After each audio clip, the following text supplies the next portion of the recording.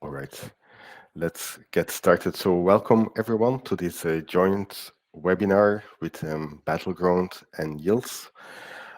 Today, we're going to try something quite special and we'll give a bit of explanations later on. But the purpose of this webinar is really to make as concrete as possible what would happen when, say, certain models do not work as expected, right? And so in order to do this, we will also count on you. We will need a lot of feedback from the audience. So please, first of all, keep your phone handy because we will present at some point QR codes so you can also vote or give your inputs. And if you want to ask questions along the way or discuss certain topics, we can invite you on stage. So just raise your hand if you want to say something and you will be able to join us.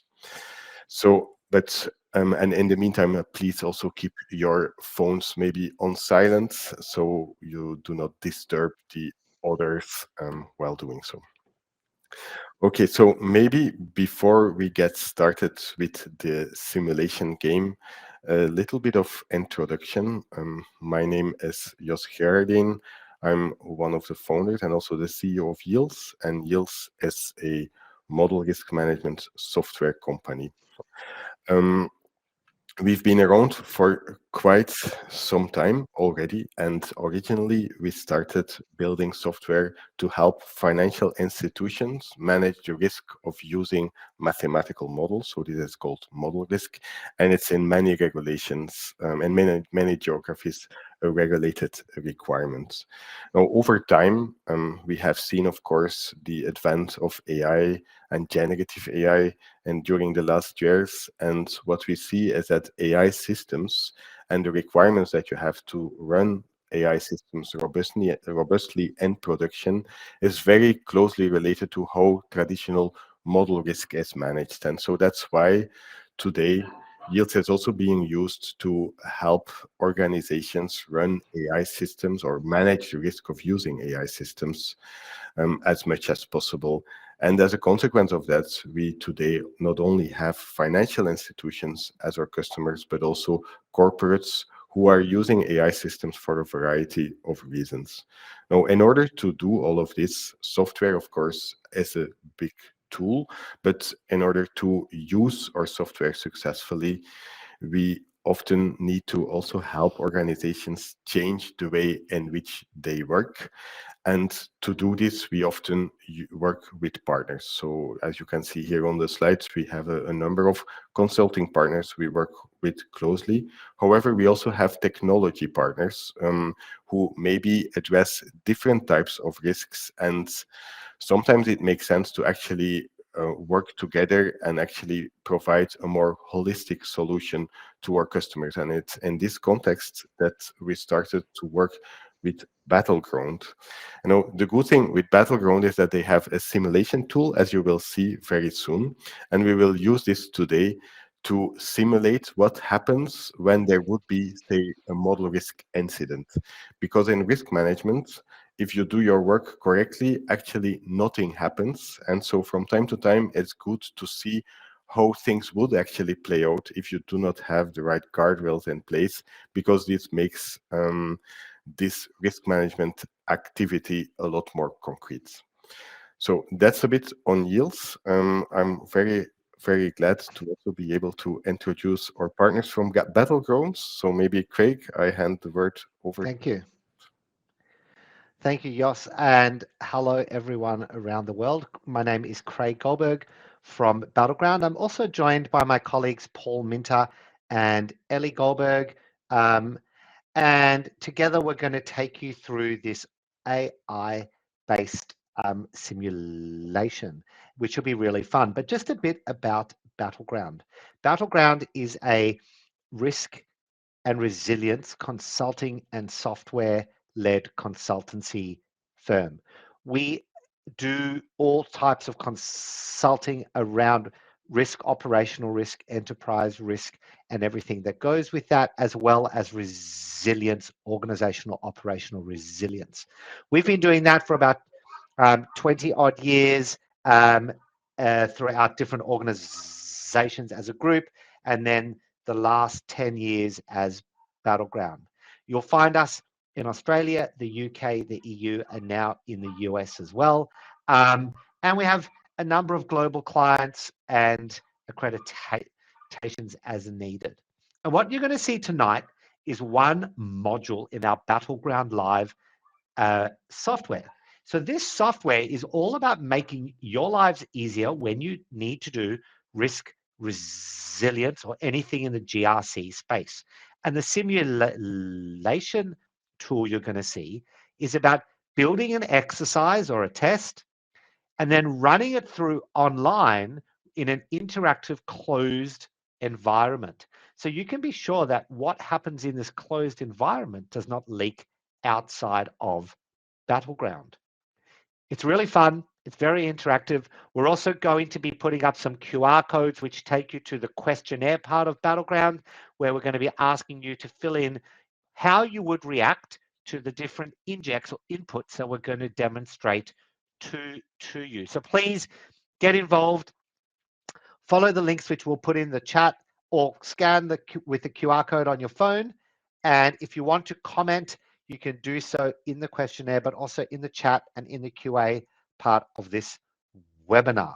So without further ado, I'll hand over to Paul, who's going to bring up the Battleground Live software and the questionnaires, and we will dive in.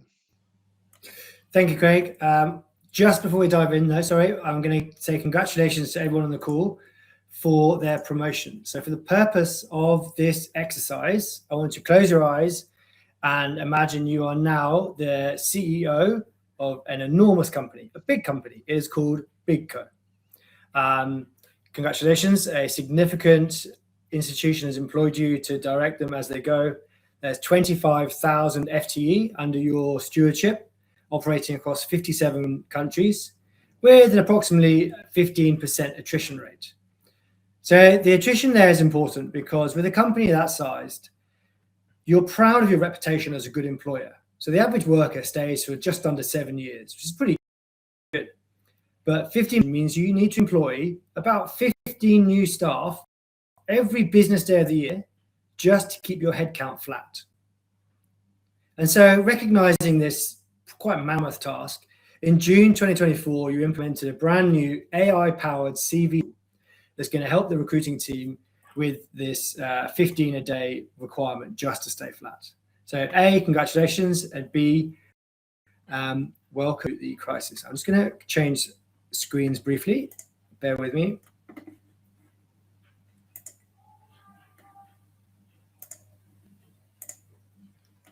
So you should now be able to see the crisis module of Battleground Live. So bear in mind, you are the CEO of BigCo. You have received a memo. You're going to receive a memo internally from your communications team that reads as this. So there's a respected tech journalist from wired.com, and he's going to publish an article on your company, BigCo, accusing it of biased hiring practices. He's contacting you for awareness, and he knows that your recruitment team have been using AI to screen CVs.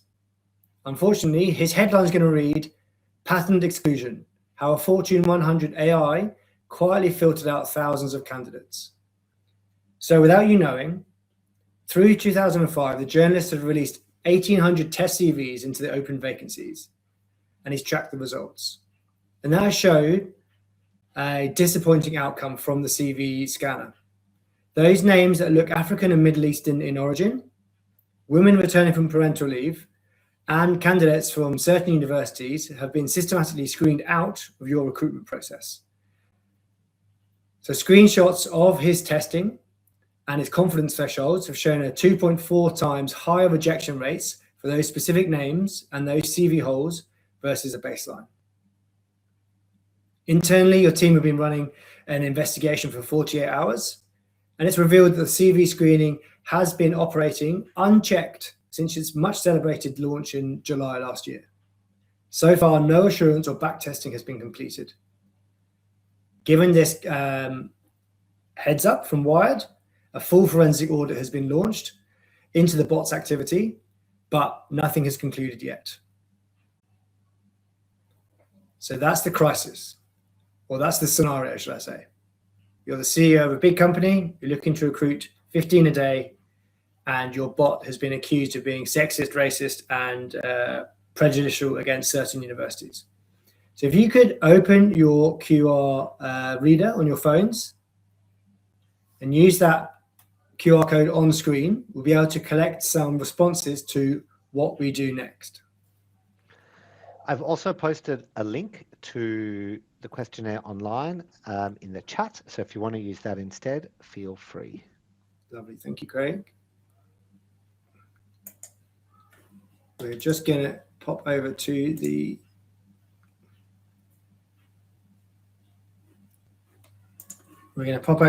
questionnaire side of Battleground. Only one so far. There's definitely more than one of you online. So I really do encourage you to participate. I think this will be great fun, and we will interact with the audience and answers as they come through.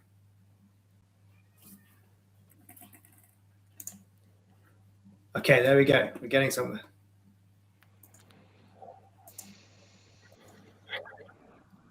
So Craig, whilst we wait, we'll give people some time. Is there anything in your history of running crisis exercises that feels similar to this, that you've had on-site experience with?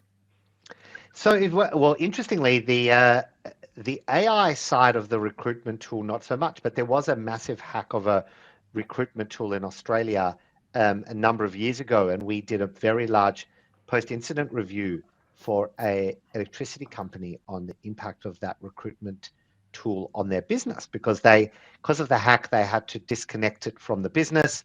They disconnected it from being able to be used, which means they couldn't onboard anyone for a number of weeks. So the flow-on effect of that was huge. And because of the data leak, the reputational issue was huge. So what's interesting is, since the introduction of AI, clearly that's taken on a different level of consequence and impact. And you can tell that by some of these results, right? Because if it's just a traditional hack, so system gets hacked, company disconnects potentially, a lot of crisis teams start to get stood up when the impact is on the business, as in, can we do what we usually do? Or there's a reputational impact. But here we've got this whole anomaly discovered. The impact is that the issue is with you or third party, but it's impacting you. So it's a slightly different view of the world, which is really fascinating. Lovely. So we've got 37 answers now, which I think is a decent sample. And it looks like overwhelmingly the top two. So the top one there being anomaly discovered, so when the research on CV bias is first revealed, and bias confirmed. So after the internal research. Yeah, exactly. And the word cloud is really interesting there as well. Risk, crisis, right? They're the big words that have been used the most.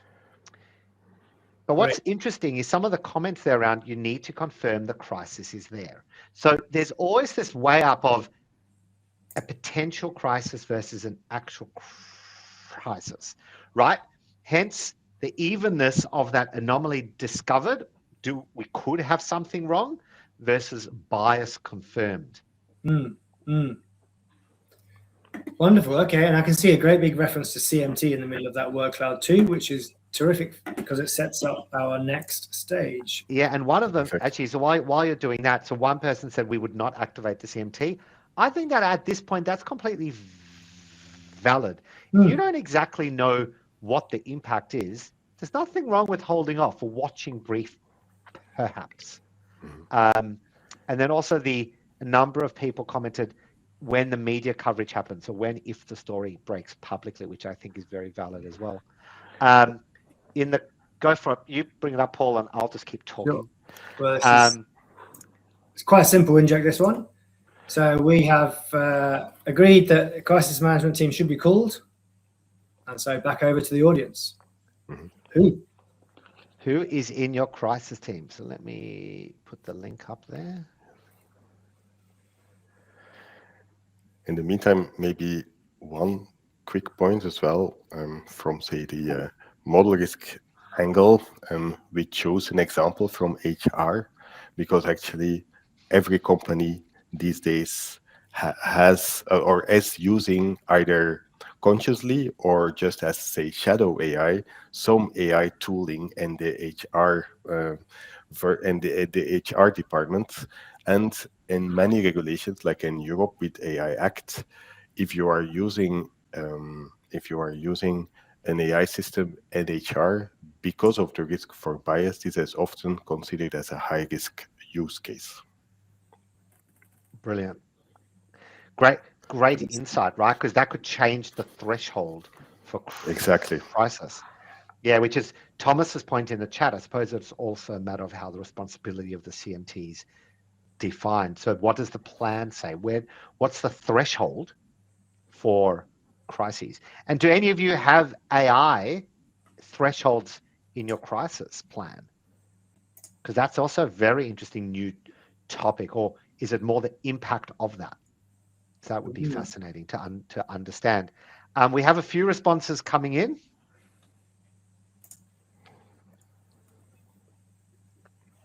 Here we go. So 10. Let's see if we can bump those a bit. 24. That's much better. So maybe, Craig, a question for you in the meantime. What's a good team size for such a crisis management? So that's a really interesting question, and a lot of people would answer it depends, right? But Of course. I'm a big believer in keeping it small and growing it over time if you need. It's much easier to bring people in than to kick people out. Right. So if we go down that list, just do a reload. Let's see. Quick reload, yeah. 32. Lovely. And this sort by perfect. So head of comms, absolutely, right? We know that there's going to have to be communications. Communications is the number one role that gets hammered in a crisis. Risk and compliance and legal. In this case, you've got bias, you've got AI, you've got, who knows what type of legal challenges would be coming. Coordinator. So coordinator typically means someone whose job it is to run the process of crisis management. CEO is interesting, down. So CEO not always, yes. It depends on what the crisis is, what the CEO is like, and the plan that it says. I think there's some comments there around keeping the CEO at arm's length until you need, which is very valid as well. Now, in certain parts of the world, they have gold teams, silver teams. In other parts, there might be crisis team, incident team. So it depends how bad this is for your company, right? In Big Co, depending on the risk consequences, they may say this is only a silver or incident. Is it a gold? That might change the team makeup. But look at that. There's definitely leaning towards those top 4 or 5. HR. Interestingly, HR is a fascinating one because this is about HR. So who do you bring in? Yes. Maybe another point here. When you manage the risk of AI systems, you typically keep some sort of an AI registry, and every AI use case need to have an owner. This is the person who is responsible for making sure that that use case that AI system is used properly, that, say, its risks are fully understood, and so on. So while that person might not necessarily have to be part of the crisis management team, is going to be an extremely key person in the subsequent phases of this crisis. Yeah. Now we have a question over there. Is there a difference Yeah. between the CMT team and the BCP team usually? Maybe I'll pass over to Craig to answer that. Yeah, so thank you, Samir, for that question. There's absolutely a difference in most organizations between a crisis management CMT team and a BC business continuity team. So the crisis team typically oversees the big organizational wide crises or incidents, typically a very large reputational impact, something like that. BCP is about continuity of operations. So the team that is responsible for making sure that operations continue throughout the episode, the incident. So often if the company is big enough, they'll be completely separate teams. In a smaller company, there might be some overlap, but their responsibilities are different. But that's a great question. Wonderful. So we have a crisis pretty much by consensus, and we've got a crisis management team, maybe with the CEO, maybe without. I am going to speed us up a bit now, conscious of time. The communications team at BigCo have received an email from a reporter at the Wall Street Journal. The Wall Street Journal reporter, she's read the Wired article and then leveraged that data to have an independent academic replicate the analysis. So she wanted to be sure of the source. Turns out, yes, even when a different academic ran with the same data, the racism and sexism suspected remains. And she's now given BigCo the chance to comment on her article before publishing on the Wall Street Journal online. And she specifically wants to know, when did BigCo become aware of the prejudice? How many candidates are involved? Has the chief people officer been suspended or terminated? And what safeguards are being introduced to restore confidence? So we need to conjure up a response to the Wall Street Journal before 1 o'clock today. 1 o'clock if you're in Central Europe. Today, I know we have a spattering of time zones, but let's say soon. Please pull out your phone again and begin considering the level of response required for the Wall Street Journal. And this is a fascinating one, which links back to the last question around, should the head of HR, the CPO, be on your crisis team? If the crisis involves HR, would you include them? Would you not include them? Fascinating question. Legal may have a view on that as well. So one to think about. But comms. So if you think about a crisis, a lot of communications will be involved in crises. Think about any crisis you can conjure up in your mind, right? It is highly unlikely that there's not a communications element. And getting your story straight, getting the tone of voice, getting the holding line straight is very important. So the question is, would you respond? Would you be proactive? Would you be reactive? Would you ignore it? What's the consequence of that? So we've got already 24 results. So let's see what happens.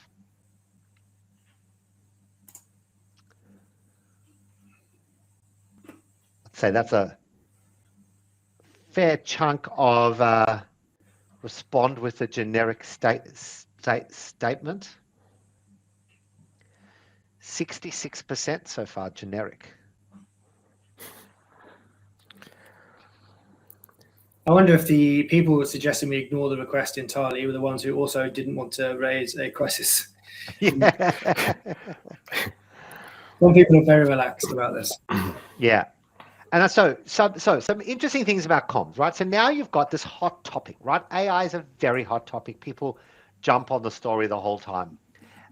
Not every company even wants to admit they're using AI, right? But now it's out there. So what do you say? How do you respond? So a lot of the comments are around control the narrative, issue under investigation, right? But I think that what's fascinating about this is most people respond with a generic statement as opposed to being proactive. And that is potentially linked to the country you're from, right? Because different communication styles in different countries, they're definitely linked to the different companies that you're from. And put those together, it's actually really interesting. And depending what industry you're from, right? Because if some industries are very much about being proactive, getting on the front foot, controlling. Others are happy to wait and see.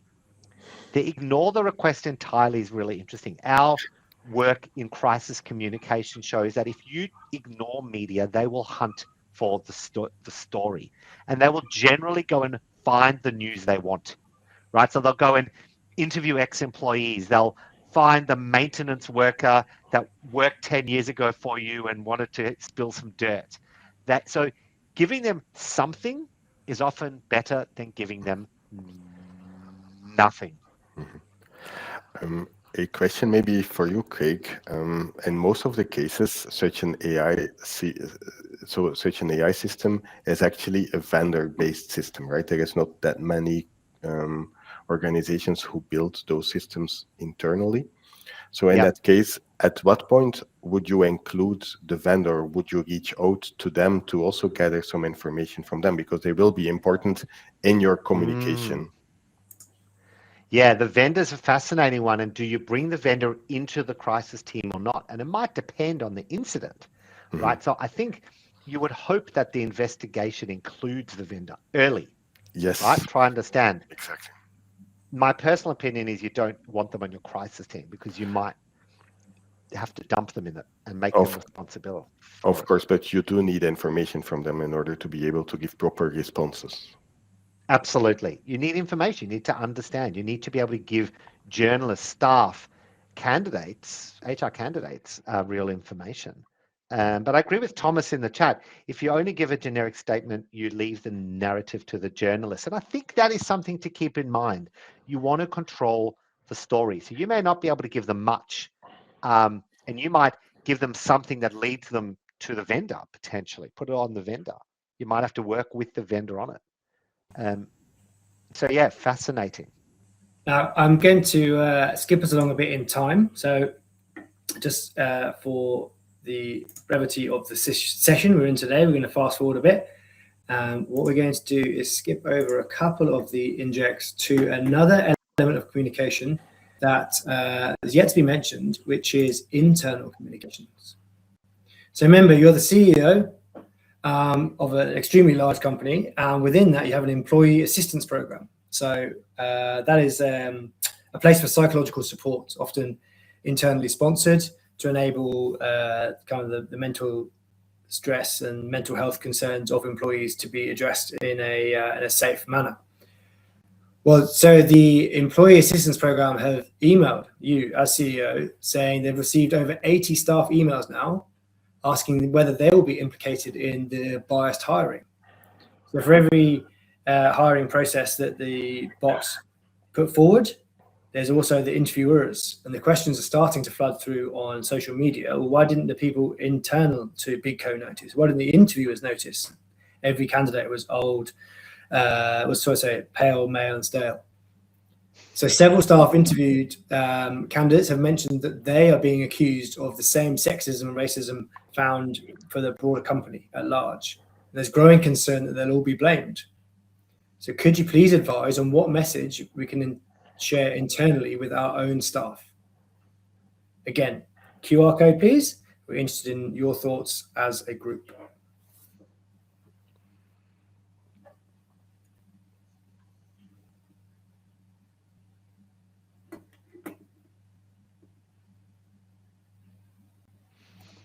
Fascinating results. Fascinating results. So 17 so far. Wait for Paul to bring it up. And let's see what they say. What do you tell your staff? It's a really interesting concept. Wait for some more results before I talk too much. 28, yeah.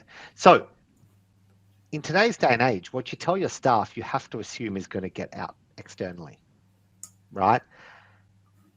In our crisis exercises we love to do fake Reddit posts because there are so many stories of Reddit posts of employees that have news about stuff going on and they're posted on Reddit, and the media watches Reddit nowadays. So, assume what you say to the staff is what's going to get out.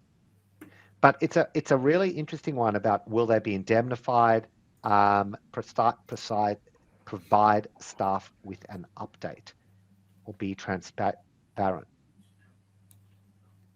What's the other? Let's see what other says. Provide staff with updates, organize a town hall to give them details.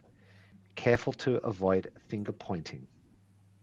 So what's interesting about, yeah, as I said, so the comms, you got to assume what goes out, what's in goes out, and you got to assume your staff read everything.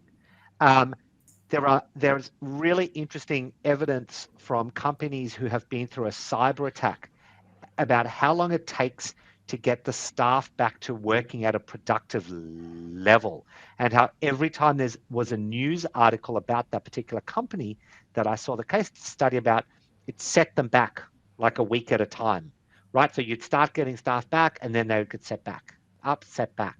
So keeping the staff informed, keeping them on your side, keeping them as your core asset is really important, and making sure they feel safe, right? The last thing you need is your staff not feeling safe and lawyering up, because that is not helpful to anyone. Thank you, Craig. And so, mentioning lawyering up, I'm going to move on to the Wall Street Journal article. So it is now 1 o'clock. We fast forwarded through time, and the Wall Street Journal article is out, and it has our moderate generic comment in, which you can now see on screen. So, great big splash on the Wall Street Journal. BitCo acknowledges its bias and says the internal review is underway. However, breaking news, BitCo's hiring prejudice has boiled over into a class action lawsuit. So the law firms have been circling, chasing ambulances, and they say they've been contacted by thousands of, allegedly, wrongfully rejected candidates over several years. Investigators are examining whether internal controls failed to detect this activity. BitCo released a brief statement confirming it's aware of the matter and cooperating with authorities. The company declined to provide further details, citing ongoing internal investigations. So sources close to BitCo say an internal review has begun to assess the recruitment trends and potential governance impacts. Clients and suppliers have expressed concern about the developing situation. So again, this is going to be the last piece of the questionnaire, because I'm conscious we're over our time slot, but one more QR to scan through and the questionnaire to participate in. So this question is a slightly different question. This is about which one has the best reputation or outcome. So the one you're showing on the screen, Paul, is the moderate, middle, yeah, generic, cautious comment. So let's say no comment. Let's go no comment. So it's the same QR code. So this is you don't make a comment. So the difference in the article, the general public read the following. BitCo, the blue chip manufacturer, has been contacted but did not make an official statement. The company's shares are privately held, but major clients and suppliers have expressed concerns about governance failures. And the Wall Street Journal continue to follow developments through the day. Shorter article, but I'll let you be the judge of the reputational impact. And then on the far end of the other end of the far spectrum is the very proactive, much more transparent comment, in which BitCo said a lot more. So BitCo issued a statement confirming it referred the matter to regulators after an internal review uncovered the screening irregularities. And then our CEO, who is everyone on this call, but in this article is called Anna, she said, "We take integrity and transparency seriously. BitCo acted immediately once the issue was identified, and we are working closely with authorities to ensure full accountability." The company said its AI screening bot has been switched off. Operations remain unaffected, and that its leadership team is conducting a governance review to strengthen oversight processes. So much more out in the public domain. Okay, so you've seen the three. Which one paints the best light for BitCo? A few responses. Now you could argue that none of those were necessarily negative, right? Maybe some of you would be happy with the responses of either, which is okay. So it's really interesting because I think some of this might be just personal preference.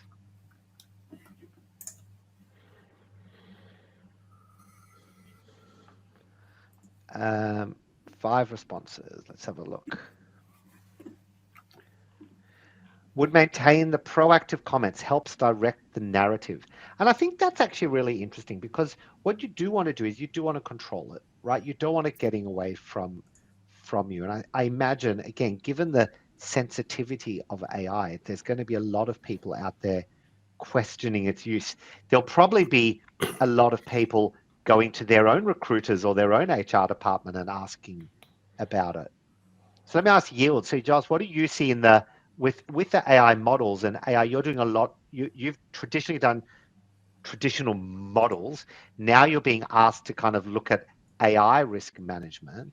How much of a risk is it? How much of a real risk is the AI models? Yeah, that's a very good question. So actually, in order to be able to answer that question, you need to understand how AI is used within your organization, right? And Yeah. in the past, let's say that for classical models, it would be traditionally, say, in the risk department that the like Hmm. financial institutions are using quite a lot of mathematical models. So it's fairly easy to build up an inventory of all these models and try to see what's the scope and where they are used. Today, with AI, and especially generative AI, the threshold is so low that basically everyone can Mm. use AI for some part of their job. And as a consequence, building up that oversight is really hard.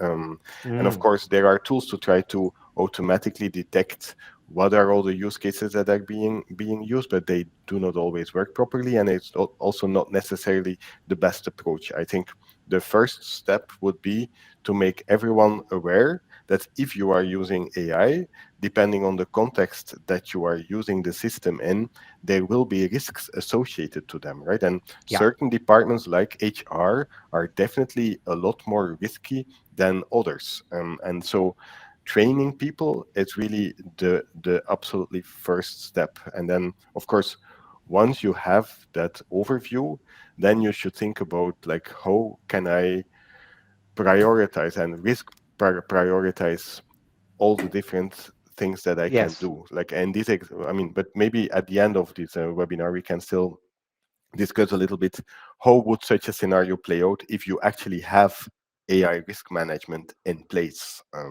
That's maybe Yeah. an interesting question to explore.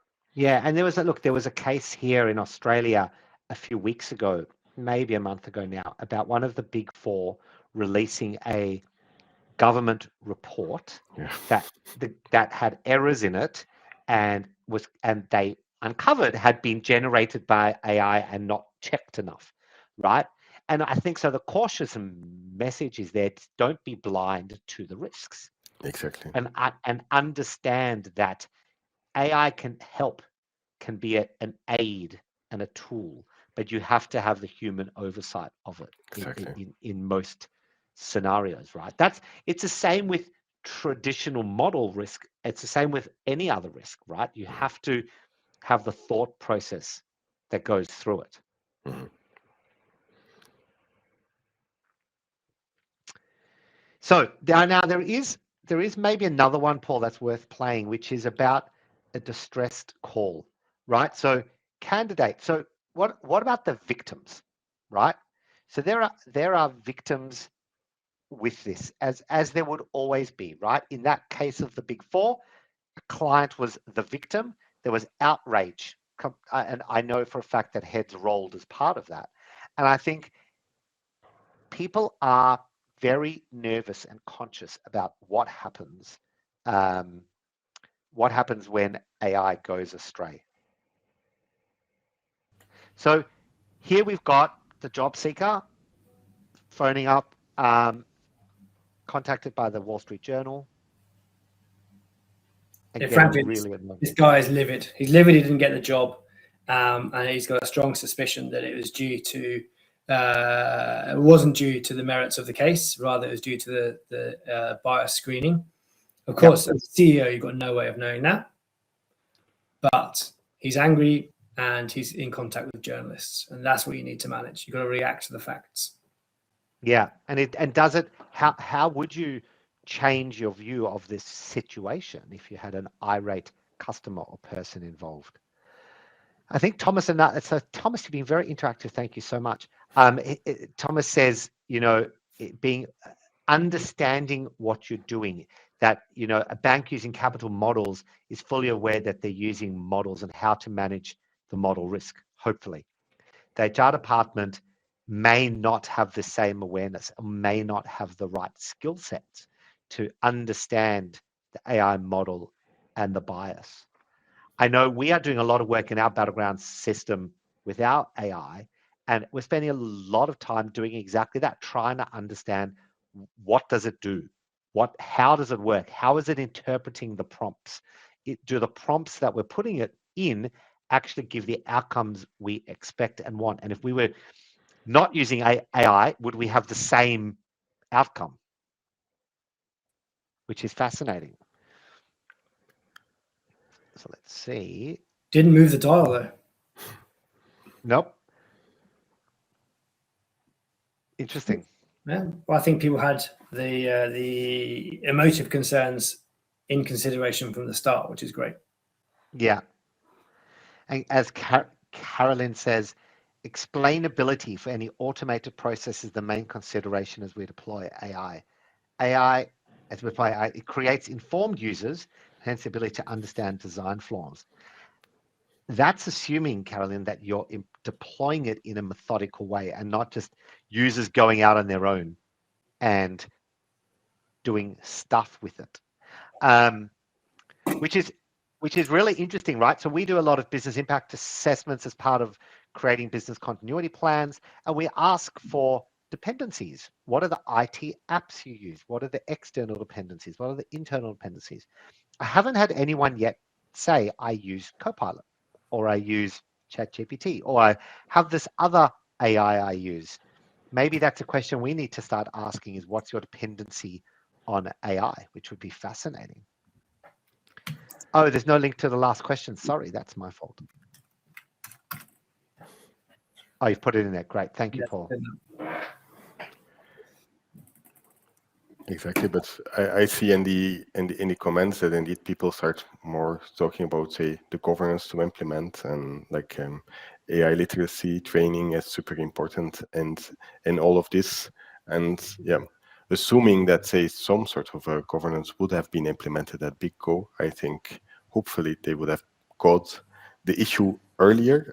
For instance, as part of their vendor assessment, which, by the way, is quite a bit different if you need to assess a vendor and it's, say, a traditional vendor, like delivering software versus having buying an AI system. The AI system has a quantitative component to it, so you need to think about a lot more aspects related to the details of the model. Like, has this model been tested on a data set that is kind of representative to where I'm using it for? For instance, I mean, if BigCo was operating in different geographies, maybe bias was tested, but only in a particular country, not across the globe. So there is all of these type of subtleties that have to be incorporated, and it all starts with having a simple but robust governance process and making sure that people understand that there is this process for a reason. And hopefully these exercises like a crisis simulation help with that. Right, Craig? Yeah, absolutely. So based on all this, are there any questions? Are there any thoughts you have about how maybe AI is used in your business? What are the risks associated with that? Or about the simulation? If this wasn't AI, would you have reacted differently? How much did the fact that it was AI influence your answers in those questionnaires? Because there is definitely this heightened awareness around AI right now. Even how many of you use AI or don't use AI because we're not allowed to use AI, which I think is a fascinating one as well. Exactly. Yeah, and as Lotte put in there, I think there's a lot of risk not knowing who's using AI. Shadow AI. I know a lot of our clients have been sent warning emails about do not put company information on AI or do not put company information in AI. Josh, Exactly. I've got a question for you, if you don't mind. Of So, course. how realistic is it that someone as big as Bigco, so 25,000 employees, would have a model unchecked for what 18 months in the HR department? Yes, it's a good question. I think, yeah, it's a very good question. I think today most of the challenge is in the fact that people are using a variety of tools, and it happens a little bit on the side. It's not officially a use case, or it's not like recognized as an official tool of the company. That's where most of the risk is, like the shadow AI that Lotte was referring to. In this scenario here, I think since the company celebrated the introduction of that tool 18 months ago, I hope that they did I mean that this was like part of an official project, and therefore Mm, they mm, might have mm. normally they should have vetted the system a little bit. However, what happened afterwards, like having 18 months where no evaluation or no analysis is done, this is also something that we sometimes see because you have so many AI use cases nowadays across the enterprise. It's sometimes hard to keep up and to have like periodic reviews. And maybe there is also a scenario where, say, the system was working properly in the beginning, or when, say, there was a review of the test evidence that the vendor provided, but maybe there was just not a proper follow-up afterwards, and the bias developed over time. That's I think two more likely scenarios Mm. that are kind of slightly deviate from the one that we explored today. Yeah. Do you have a rule of thumb there? So, what the kind of, I don't know, expected assurance frequency is? Something like that? It's a very good question. So, if you build up an inventory of AI use cases, you should do some sort of what we call a risk tiering exercise. You try to somehow quantify, or at least use certain qualitative uh, uh, features to determine, does this use case represent a high risk to my company or not? Also be Mm. aware that this is very different from what, say, the AI Act, for instance, in Europe would consider high risk versus non-high risk. I think that distinction is more related to how much risk a use case represents to, say, the European society, while risk tiering in the more classical sense is about estimating or inferring what's the amount of risk to my company. And so based on that level of risk, you would have to either use higher or lower frequency. So if it's the highest risk, you should at least do a review, say quarterly, or even monthly, if it's like a very fast moving AI system.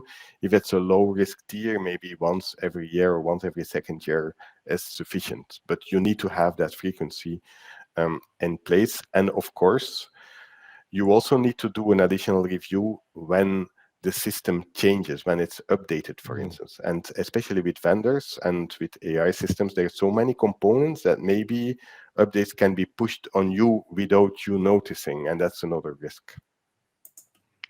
Yeah, we're seeing that with even just with Open AI and the work we do with Radar, our AI, where they're constantly updating, constantly changing new models, new APIs. And what does that mean? So yeah, I hear that. That's really interesting. Mhm. Okay. And so how does traditional model risk differ from AI risk in terms of the work you do? Mhm. So I think classical model risk is a bit slower evolving, meaning that most of the models there would not get updated so frequently.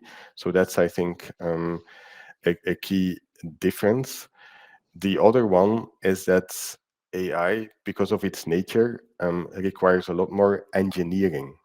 What I mean Yeah, here is that in a traditional model, most of the time you have fairly simple data sets. The data is not too big. The data is most of the time also quite well structured.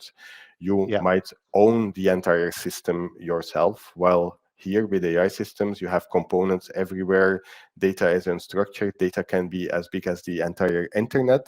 So to do anything reasonable with it, you need infrastructure, you need other tools to be able to mitigate risk. And that, I think, is the key difference. Yeah. No, fascinating, very, very true. You know, in the crisis and business continuity and risk world that we live in, I'm in the GRC space. What we're expecting to see is as companies do their enterprise risk updates and their operational resilience updates for new regulations and risk reviews, we're hoping to see AI risks be put into their risk registers. I think if you're not doing that, audience, it's worth asking the question: where do we use it? What are the risks? Do we fully understand it? Do our staff fully understand it? And if something did go wrong, is our crisis team trained and prepared and understand, and our crisis comms team to know what to do in that situation? Yeah, exactly. And maybe a last point from my end, while regulation is obviously a driver, it's a way to get also the buy-in or budget from senior management, for instance. Yep. It's not necessarily the only reason why you would like to do something like this. And so we explored here an issue with an AI system in HR. And of course, on HR, most of the time, there is some bias guidelines or regulation available in most geographies. However, if you think about a recent incident with Air Canada, who developed a chatbot, and that chatbot started giving wrong information about pricing to their customers, there was a lawsuit afterward, but it was not really a regulatory issue. It's just a very big reputational risk that the organization took. Exactly. Until the regulation catches up, then a lot of it is the reputational risk and fallout that comes with it. Exactly. Well, thank you so much, everyone, for being involved. Thank you for your input in the chat and the QA and the QR codes and the scanning. And hopefully that was quite interesting in terms of thinking through a situation that you probably haven't thought about before. What happens when AI goes awry, goes astray, does things that you don't necessarily think it should, and maybe you don't understand it. So thank you, Yields, for hosting us and putting this on. And I hope that you've all learnt something really interesting. You'll get follow-up email with our contact information. Feel free to contact anyone from Battleground, anyone from Yields with any questions or follow-up after this. And thanks a lot, Craig, and the entire Battleground team. It's really nice to be able to play out such a scenario quite realistically. It gives lots of insights. Thank you so much. Pleasure. Thank you. Thanks, everyone, and good night from Australia. Bye, everyone.